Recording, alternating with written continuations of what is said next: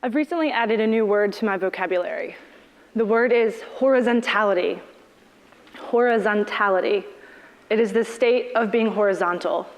Its root word is horizon. What does horizon make you think of? Maybe level, flat, parallel? More figurative meanings of horizon include viewpoint, perspective, scope of understanding. I grew up in a small town near the water, near the Chesapeake Bay, where every day I got to see the horizon. From that, I learned that the horizon is not just a visible boundary between earth and sky, but it is also an invisible beacon that welcomes possibility. If you broaden your vision to see the horizon as more than a focal point dead ahead, you actually see your periphery, and you become more aware of your surroundings. If you're viewing the horizon near the water, like I did growing up, and you turn your head from left to right, maybe you see and notice the sand on the beach that you're standing on, and the boats over there in the distance. If you're viewing the horizon from the top of a mountain and you're taking in the view, you notice other mountains in the distance, the trees below you, the birds soaring between them. By seeing more than a focal point dead ahead, your vision broadens and your perspective changes. Earlier this summer, around the same time that I added horizontality to my vocabulary, I started lying down on the ground, pretty obsessively. At first, I started doing it to read books in my backyard. So I would go outside, spread out a blanket, and lie down. And then I started doing it on trail runs, so I could take a break, down by the river on my favorite rock. The more I did it, the more I was noticing things that I hadn't quite seen before. The way the sunlight really is different at different times of the day. The shapes of treetops, the pace of clouds. By lying down, I began to embrace how my perspective was changing. Excuse me. By lying down, I began to embrace how my perspective was changing. And then I started thinking about By lying down, I began to embrace how my perspective was changing. And I wanted to question what our world would look like if we intentionally wanted to see it differently.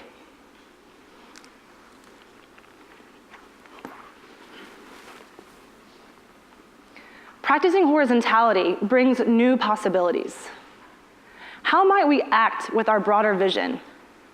What opportunities for creating change and making an impact might we uncover? I use horizontality to help me envision new ways to have people connect with each other. Did you know that as of October, there are now 7.6 billion people on our planet? That means there are so many people who are all so different who need to coexist. If we, even in our small corner of the world here in this room, began to intentionally see things differently, how might we then begin to see each other? Look around you right now. Look to the person next to you, behind you, in front of you. Go ahead, really look at them. Make eye contact. Could we, despite our growing population and our growing differences, begin to see similarities among us? How might that change how we interact? I ask these questions to better understand why our communities are divided and how we might bridge them.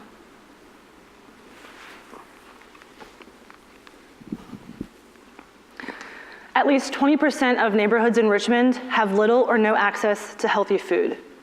Some people call these places food deserts. And that basically means that the people living within them are food insecure. They don't have a grocery store that's within 1 mile of their home, or they don't have adequate transportation to get to the store if it's further than that.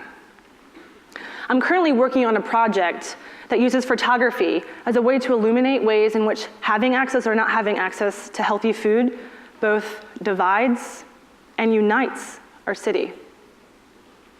Yes, not having access to healthy food is a significant and systemic problem. It highlights the geographic and socioeconomic disparities that are disproportionately plaguing 1 out of 5 Richmonders, and this isn't unique to Richmond. But what if we broadened our vision to see more than the focal point of food insecurity?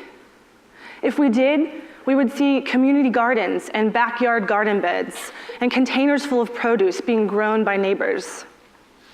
We would see community members coming together, enabled and empowered to grow their own fresh food, because otherwise they may have to walk 30 or 40 minutes to the nearest grocery store to buy it.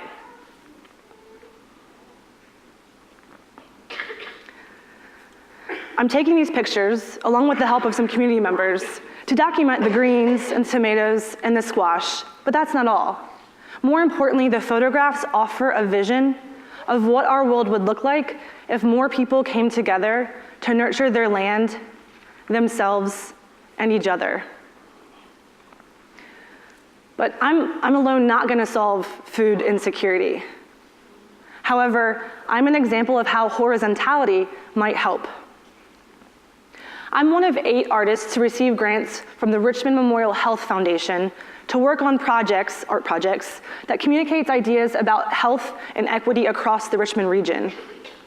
The foundation is dedicated to fostering a more equitable and healthy Richmond region, and historically has funded organizations that are doing this good work. However, in the last year, they've decided they want to change their perspective, and they've invited artists to come help them envision and broaden their vision. How cool is that? We are filmmakers, muralists, illustrators, sculptors, among others. None of us have a formal public health background, but all of us care about using our creativity to imagine a better and healthier city we all call home. Horizontality reinforces that ways to begin to solve inequities will not come from a single solution or a single organization, but instead from collaborating individuals and organizations from every part of the city who see beyond their own agendas to the common goal of improving the lives of people living in Richmond. Horizontality reminds us that we are all residents of one city and region. We are the sum of our parts, and all of us benefit from sharing our efforts. What does our world look like if what we dare to imagine has the possibility of becoming real? By practicing horizontality, what new future will you see and have the courage to create? Thank you.